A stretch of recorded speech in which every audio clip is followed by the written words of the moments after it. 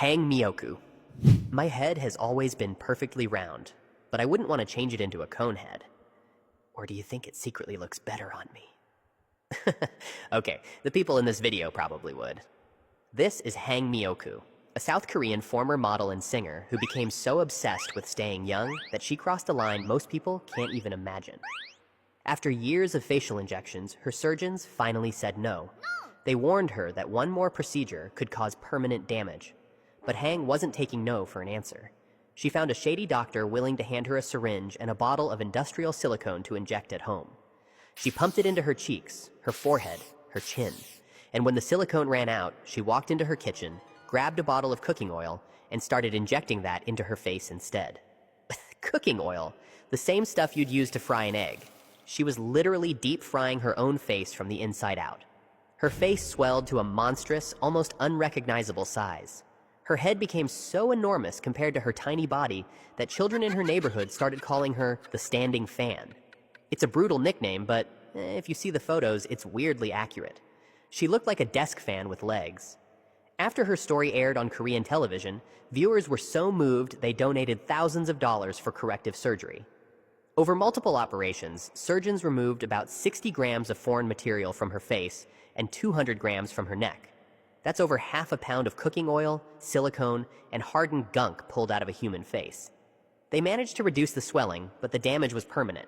Her face was left scarred and distorted. The saddest part is that before all of this, she was genuinely beautiful.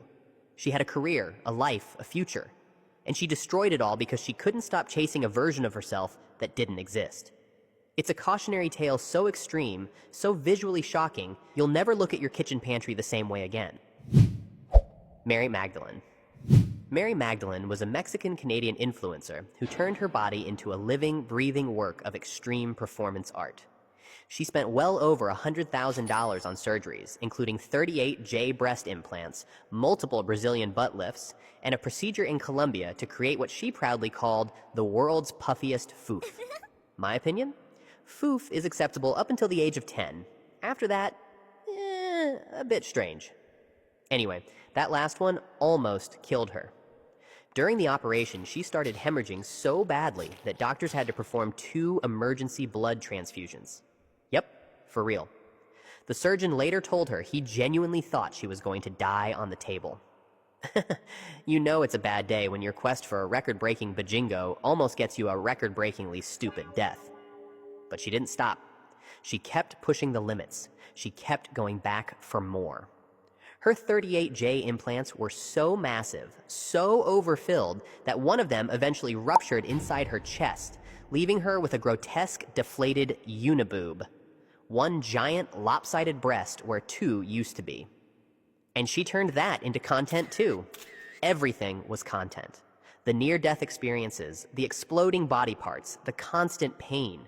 It was all part of the brand. She was famous for being a disaster, and she knew it. The irony is just thick. She nearly bled out on a surgical table in Colombia, but that's not how her story ends. In December 2025, at the age of 33, Mary Magdalene died after falling from a 9th-floor balcony at a tower in Phuket, Thailand. Police opened an investigation. After surviving all those insane, self-inflicted medical crises, she died in a way that was completely unrelated, yet just as sudden and sensational. Her final social media posts were haunting, referencing The Truman Show and a feeling of being watched and trapped. She built a prison of flesh and fame, and in the end, she couldn't escape it. Christina Rey. Christina Rey was a nail technician from St. Petersburg, Russia, who hated her thin lips. She thought they made her ugly. Her idol? Jessica Rabbit, the cartoon character, the one with the red dress and the impossible proportions.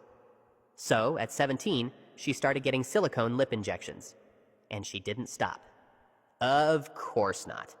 By the time she was 22, she had undergone around 100 injections, spending roughly 4,000 pounds to turn her mouth into what tabloids called the world's biggest lips. Her mouth ballooned into a permanently swollen, cartoonishly large pout that looked less like a human face and more like a medical illustration of what not to do. Tabloids had a field day, joking that she looked like the Rolling Stones logo come to life. Strangers would shout "big lips" at her on the street. She became a walking meme. But the truly wild part? She loved it. She said it made her happy. She claimed she could still eat, talk, and kiss normally, which is honestly the most unbelievable part of this whole story. How do you kiss someone with those?